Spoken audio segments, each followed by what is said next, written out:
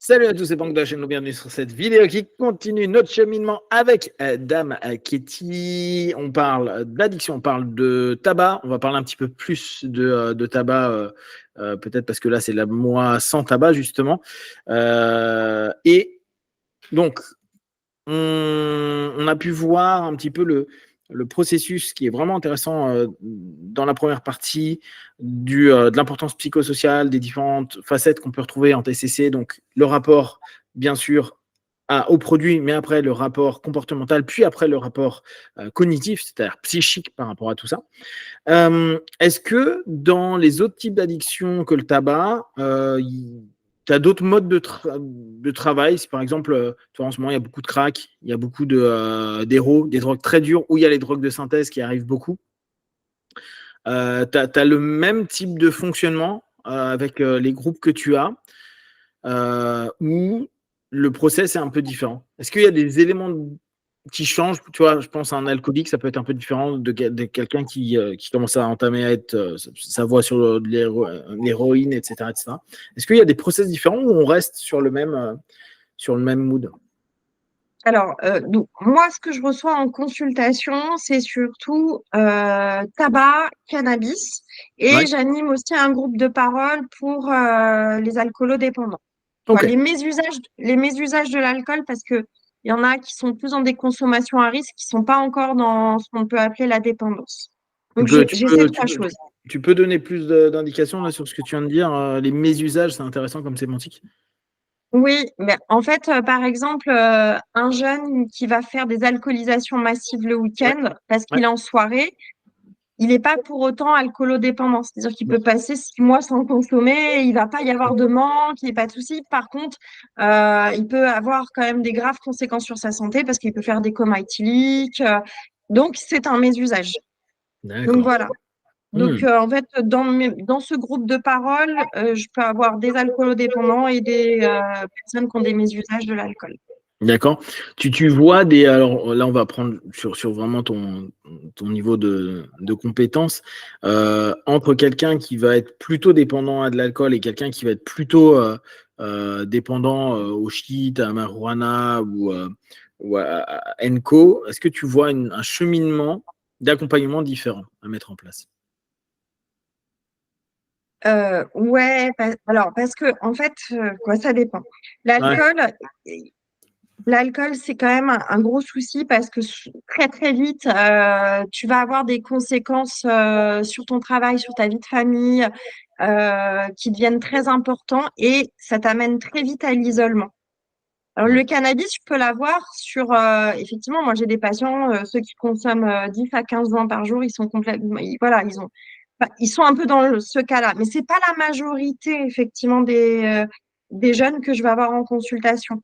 En consultation, je peux avoir le petit fumeur de temps en temps parce que comme je les vois en fait, à la mission locale, c'est pas, ils n'ont pas demandé à me voir, c'est la Mm. mission locale Mm. qui les envoie. Bien sûr. Donc voilà, là, je vais avoir des petits fumeurs de joints de temps en temps et puis d'autres plus importants. Quand je fais vraiment de la consulte, là, j'ai effectivement le gros fumeur de cannabis qui vient en consultation parce qu'il sent bien que ça déraille.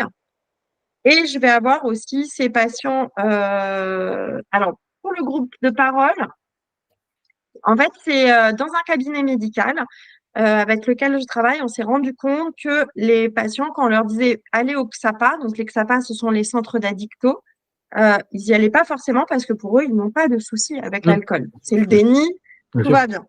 Donc on s'est dit, bon, bah tiens, on va faire plutôt une sorte de petit groupe où on va faire des ateliers. Et c'est pour ça qu'on s'est dit, ça sera pour les mésusages, sans mettre le Mm. mot dépendance. Et le but de ces groupes, c'est peut-être de faire prendre conscience que tu as un souci avec l'alcool. Et Mm. si tu viens me poser plusieurs questions à la suite de ces ateliers, de ces groupes de parole, etc., je te propose qu'on en parle avec ton médecin traitant qui est dans cette maison médicale et on peut te proposer de t'accompagner parce que du coup, c'est une maison médicale où il y a un psy, il y a aussi une assistante sociale. Donc, on peut les accompagner jusqu'au que ça passe, que souvent, c'est aller au que ça passe, c'est compliqué pour eux au départ. Donc, des fois, on fait le premier rendez-vous avec eux parce qu'ils nous ont bien identifiés comme ressources, etc. Et on se rend compte que ça marche plutôt pas mal, en fait, qu'on arrive à créer du lien avec le XAPA comme ça, parce que des fois, il leur faut 6 mois, 1 an avant de se dire, bah, tiens, je vais aller consulter. Tu ressens qu'il y a une honte dans le fait d'être addict à quelque chose? Alors, ça dépend des personnes. Des fois, il y a la honte Mhm. et il y a aussi j'ai pas de problème là, tout va bien. Il y Ça, a c'est un du... déni qui est complet. Et j'ai l'impression, mais c'est peut-être que mon impression, voilà, que surtout chez les femmes, il y a vraiment une honte. D'accord. C'est-à-dire, c'est tout de suite la mauvaise mère. C'est tout de suite, elle se met cette étiquette-là que l'homme va pas forcément se mettre. Mais c'est peut-être mon prisme de lecture, hein, Oui, vraiment. bien Mais sûr, bien sûr. moi, elles ont des mots durs des fois envers elles Mhm. sur ça. Si je suis une mauvaise mère, alors que voilà, ça n'a rien à voir. Oui, et puis c'est une problématique, comme on peut tous avoir des problématiques, hein. D'accord. On va revenir un petit peu sur le tabac.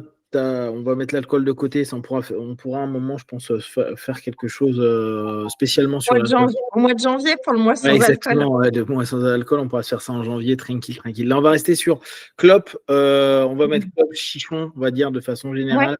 Tout ce qui est fumée, quoi. C'est 2 éléments de fumée, parce qu'après, elle craque, c'est encore autre chose. Euh, donc là, on est en mois sans tabac. C'est une période, je trouve, qui est assez intéressante pour les personnes pour, dans un premier temps, se dire, tiens, et si j'arrêtais? Je trouve que ça, c'est hyper important de ne pas se dire, ah ouais, bah il faut que j'arrête. Le il faut, il devient assez compliqué parce que, comme tu disais tout à l'heure avec la peur, ça peut être quelque chose qui, au bout du compte, va être motivant pendant un laps de temps et qui va de toute façon se péter la gueule. Quoi, il y a de fortes chances de se péter la gueule. Toi, ayant vu, on en a déjà parlé sur d'autres podcasts sur le tabac, mais je préfère que tu redonnes un petit peu ton expérience et ta vision de pro. Ayant vu beaucoup d'hypnos spécialistes tabac, qu'est-ce que tu trouves en moins et en plus en, euh, par rapport à la méthode hypnotique et le tabac? Qu'est-ce que tu en penses? Alors, moi, je trouve que l'hypnose, c'est un bon outil. Ouais. En plus, quoi, pour moi, c'est un outil que j'ai en plus, comme je vais utiliser les patchs, comme je vais utiliser les TCC, etc.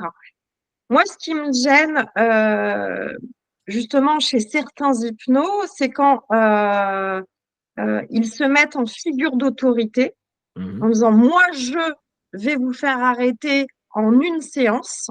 Mhm. Alors, chez certaines personnes, ça fonctionne et c'est très bien. Sauf que, justement, eh ben, moi, je les retrouve, ces patients, et ils ont tout essayé. Et quand ils sortent de séances comme ça, où ils n'ont pas réussi à arrêter en une séance, ils ont une estime d'eux-mêmes, mais qui est au ras des pâquerettes. Et ils se Mhm. disent, bon, bah, je suis vraiment nulle, hein, j'y arrive même pas. Et donc là, on rame pour tout reconstruire. Donc, je pense que ce qui est très important dans l'hypnose, c'est de dire aux patients que c'est un cheminement qu'on va avoir et que c'est pas justement de la magie, on n'est pas le gourou et c'est plutôt quelque chose qui va être en plus, qui va accompagner la personne dans son cheminement de fumeur à devenir non-fumeur. Et je pense que c'est un vrai atout si on voit l'hypnose comme ça, sur quelque Mhm. chose qui accompagne et pas dans quelque chose de je fais tout arrêter d'un seul coup. L'un des problèmes là, dans ce que tu dis, c'est que tu sais très bien que dans les leviers hypnotiques, il y a le fait que la personne qui croit à fond, qui peut arrêter en one shot, euh, l'enlever. Moi, c'est une des critiques que j'ai souvent vis-à-vis de mon travail, à dire mais tu butes les espoirs des gens. Et je dis ouais, moi je suis un bâtard qui bute les espoirs des gens et après on restructure par rapport au possible. Ce qui ne veut pas dire, et tu l'as très bien dit, qu'en un coup, tu ne peux pas avoir des personnes qui arrêtent. On va reprendre toujours les 20-80, ça reste des exceptions. Ça reste 10%, 20% de personnes, encore 20%, je pense que je suis un peu fort, mais on prend cette notion-là. Donc, dire un hypno, oui, mais te mets pas en figure d'autorité où l'hypnose va marcher, tu lui enlèves le processus, quoi, un Ouais, des je sais. éléments leviers. Et tu vois, c'est en ça où je comprends qu'il y ait beaucoup d'hypnos qui disent non, mais moi, je suis à fond figure d'autorité. Ils sont persuadés que c'est leur dernier jour. Il y en a plein qui te le disent. Hein, t'en as reçu, j'en ai reçu. Et puis, on a plein de copains qui en ont reçu. Il y en a plein, ils disent j'ai fumé ma dernière clope en montant à votre cabinet. Ouais. Tu vois, ils sont là, ils en sont persuadés. Ils disent oui, je sais que j'aurais arrêté à la fin de cette journée. Donc, c'est un levier, en fait, qui est génial. Le problème, et je pense que est-ce que ça vaut le coup? Voilà, la question à se poser en tant que professionnel, c'est est-ce que ça vaut le coup d'utiliser encore ce levier alors qu'on a d'autres leviers en hypnose qui sont super, la visualisation, Ouais. ego strength, tu vois, tous les trucs qui vont permettre de permettre, plutôt que de se dire simplement, oui, bon, le gars, il croit, il joue avec sa croyance. Ouais, mais si réellement il croyait à 10 milliards de pourcents, il ne serait même pas venu voir un hypnose. Mhm. Tu vois, s'il s'était tellement sûr, en fait, il avait qu'à se dire, ouais, je m'auto-suggestionne et c'est bon, il n'y a pas de problème. Donc, est-ce que ça vaut le coup pour les hypnos de maintenir cette notion-là, qui est un levier, on connaît, c'est un levier technique de l'hypnose, mais qui, au bout du compte, peut, à court, moyen, long terme, poser problème parce que déstructurant pour la personne et, comme tu viens de dire, de ramener à ce truc de merde, j'y arrive pas parce que. Ouais. Ce qui pourrait être intéressant, c'est que, alors après, tu vois, on en revient qu'il y a plein d'hypnos qui pensent qu'il n'y a pas de dépendance physique au tabac. Ouais. Or, il y en a une qui joue que sur un tiers, hein, parce que j'ai dit dépendance physique, dépendance comportementale, dépendance psychologique. Il y a le test de Fagerström, qui est la dépendance au tabac, et en fait, on remarque quoi? Que si tu as plus de 5 à ce test, tu as quand même de grandes chances d'arrêter avec des substituts. Sans substituts, c'est compliqué. Et on remarque qu'il y a 50% de la population, des fumeurs, qui ont moins de 5, donc qui n'ont pas besoin de substituts nicotiniques. Donc j'ai envie de te dire cela, on pourrait presque dire, bon, peut-être que si on se place en figure d'autorité, ça, voilà, il y a de grandes, peut-être que ça va fonctionner parce que vraiment, eux, c'est psycho-comportemental, etc. Mais pour 50% des autres fumeurs, peut-être que c'est un autre cheminement qu'il faut avoir. Donc, ça pourrait être intéressant, je sais pas, de faire un questionnaire en pré avant de les voir, de se dire, tiens, déjà, je me dis, tiens, lui, il a plus de 5 à ce test, peut-être que je vais avoir un autre cheminement. Donc, je sais pas, même si j'ai plus de 5, j'ai pas forcément besoin de mettre des substituts, mais je sais que le cheminement, il va peut-être être plus long avec des TCC, peut-être que, je sais pas, il faut peut-être voir les choses autrement. Celui qui a moins de 5, effectivement, peut-être qu'on peut lui faire un gros coup de massue, mais voilà, ça serait à revoir. Et je pense que c'est ça parce que, tu vois, c'est l'INSERM qui avait testé pour savoir si l'hypnose était efficace et qui avait prouvé que c'était pas efficace l'hypnose. Quand on n'avait pas réussi à prouver que c'était efficace, je pense qu'il faudrait remodéliser justement ce qui avait été fait et le voir différemment chez quelle catégorie de personnes on le fait ou non. Donc, je pense que ça serait peut-être intéressant, déjà d'analyser si le patient il a une dépendance physique au tabac, et on peut se dire que s'il y a une dépendance physique, on sait qu'il faut 2 à 3 mois au maximum pour se sevrer physiquement de la nicotine. Parce que souvent, il y en a plein qui me disent, ouais, mais en 24 heures, on n'a plus de nicotine dans le sang.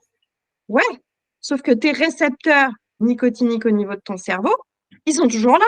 Bien sûr. Et que ceux-là, pour justement qu'ils reviennent à un taux normal, parce que c'est des récepteurs à acétylcholine, eh bien, il faut compter 2 à 3 mois. Bon, pendant ces 2 à 3 mois, ton patient, il a faim tout le temps parce que justement, le manque de nicotine, ça te fait crever la dalle. Tu es nerveux, tu es irritable, tu es déprimé. Et donc, si tu joues pas sur ces facteurs-là, tu risques de faire arrêter ton patient, sauf qu'il va décompenser sur autre chose. Il va décompenser sur la bouffe, il va se prendre 10 kilos, il va être en pleine dépression. Donc, je pense que ces patients qui ont plus de 5, c'est peut-être intéressant de voir et d'avoir une autre approche avec eux. Ouais, mais tu vois, ça serait intéressant juste de le rappeler beaucoup aux hypnos, à dire, bon, il y a un test à faire passer, et en fonction, ceux qui ont moins de 5, prenez-les et faites comme d'hab. Sinon, faites une hypno-analyse, quoi, une psychothérapie hypnotique avec une structure qui est bien spécifique.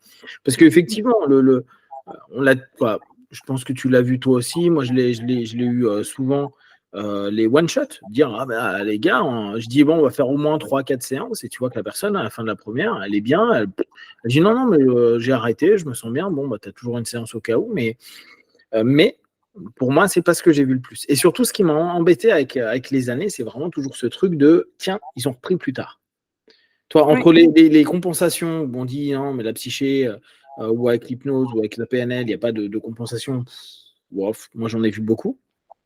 Et pourquoi tu as repris au bout de 2 ans? Tu vois, ça c'est un truc qui m'a très longtemps, je comprenais pas. Les dates anniversaires, tu vois, les trucs.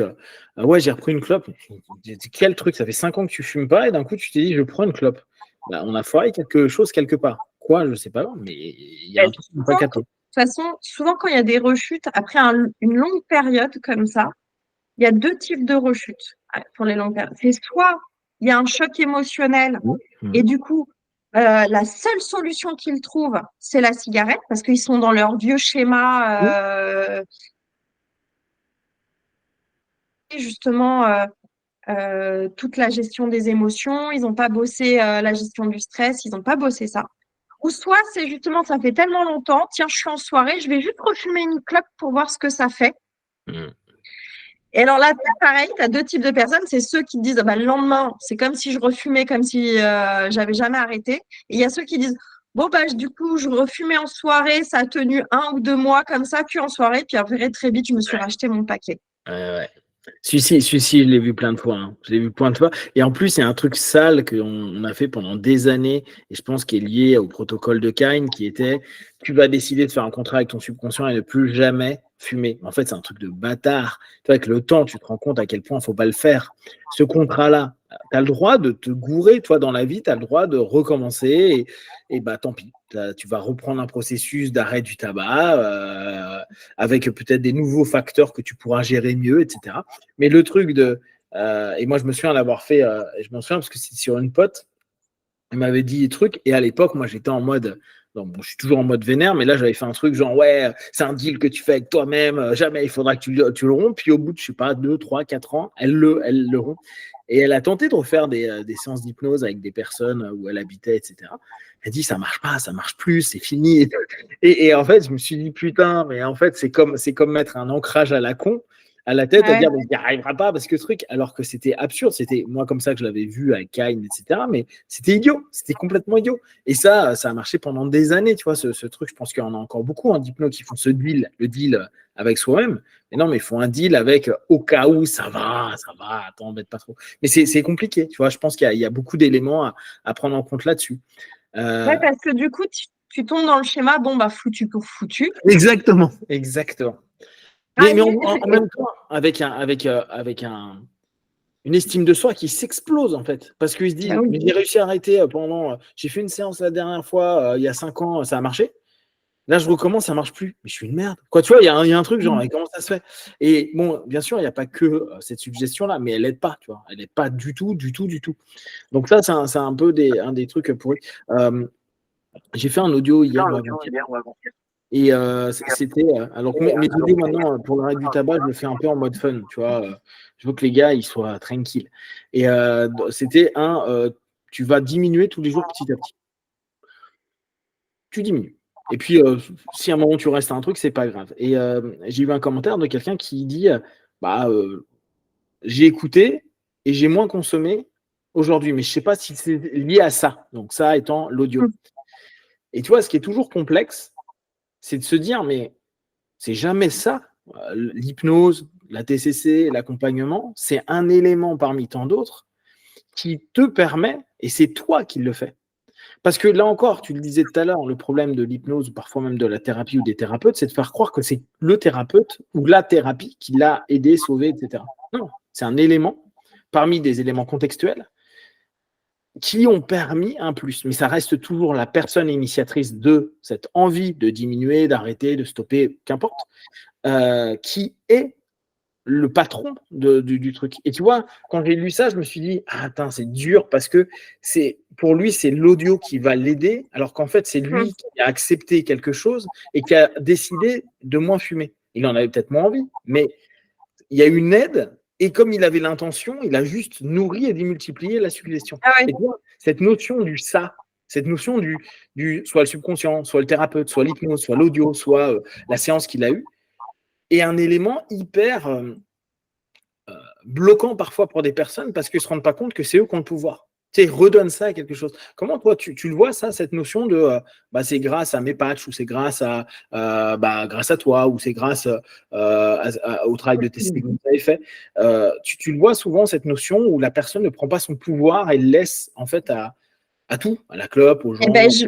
je vais l'avoir par exemple sur les patchs. Donc, tu as différents niveaux. On a les patchs 21, 14 et 7. Et donc, on diminue progressivement. Et souvent, quand ils arrivent au patch de 7, derrière, il n'y a plus rien. Et alors là, ils sont en slip total. Et ils se disent non, mais en fait, je peux pas l'enlever. Et je leur dis, mais regardez, de 21 à 14, ça s'est bien passé. De 14 à 7, ça s'est bien passé. Et des fois, il y en a certains, ils passent à 0, ils sont en flip total. Alors, ce que je fais maintenant, je ruse un peu. Avant qu'on n'ait plus de patch, la dernière semaine, je fais, vous les coupez en deux. Vous mettez la moitié. Et tu sais, à la fin, il y en a certains qui sont des micro-bouts de patch, mais parce qu'ils pensent que tout est là, et etc. Un Et ancrage, souvent, hein. comme après, il n'y a presque plus rien, vu qu'ils sont des micro-bouts, ça colle même plus. Et une fois, je me suis rendu compte qu'il n'y avait plus le patch le soir, et en fait, j'ai bien tenu. Je fais, bah oui, ça veut dire que ça y est, c'est bon. Ouais, ouais. Et ils se rendent pas compte que ça fait 3 mois qu'on bosse justement beaucoup plus sur le comportemental, sur la gestion des émotions, parce que la prescription de patch, en gros, c'est 3 minutes sur ma consultation d'1 heure, en fait. Bien sûr. Donc, Ouais. c'est peanuts, ça, c'est réglé. Et moi, après, tout, je rate. Et en fait, eux, des fois, ils ont juste retenu le petit bout de patch. Donc, Mhm. ouais, je l'ai. Et ils mettent du pouvoir là-dessus. Ouais, Donc, ouais. Et tu vois, c'est là où c'est fou, parce que tu as un rapport hyper dissociatif avec l'addiction. Là, on peut grandir au-delà de la cigarette. Mais tu vois, j'ai fait de la merde parce que j'étais bourré. J'ai fait de la merde parce que j'étais défoncé. J'ai fait de la merde parce que j'étais sous coke. J'ai fait de la merde. Toi, en fait, tu as toujours un espèce quoi. Tu as souvent un rapport d'excuse au travers d'un élément qui est toi. Tu es le consommateur. Donc ouais. derrière, tu as décidé à un moment donné. Après, les comportements que tu as eus, tu les gères pas forcément très bien. Ça, on est d'accord. Mais comme avec le principe de l'alcool, c'est la clope qui me calme, ou c'est mon chiche, c'est mon boss qui va me calmer, etc. Ce qui est dommage, c'est d'oublier à chaque fois, mais attends, c'est toi, le mec ou la femme qui est incroyable, qui peut très bien ne pas boire ou fumer ce soir, comme décider de te mettre à l'envers. Récupérer ce pouvoir dans un monde où on est de plus en plus dissocié par des écrans, on est de plus en plus dissocié par des actions, etc. Cette notion-là, elle est quand même très marquée dans l'addiction. C'est toujours ça. Il y a un élément extérieur, un objet dans lequel nous, on se détache, on oublie même d'être sujet et on devient un peu l'objet. Donc, c'est pas vraiment moi, mais c'est moi sous alcool. Donc, en fait, c'est l'alcool qui m'a amené à faire cette connerie-là, ou c'est la clope qui m'a emmené à quoi? La clope, c'est un peu moins problématique. Voici, la clope m'a permis de ne pas être stressé. Non, c'est toi qui t'es déstressé. C'est complètement différent. Ouais. Mais Comment tu souvent, tu perçois vois, cette ça, notion?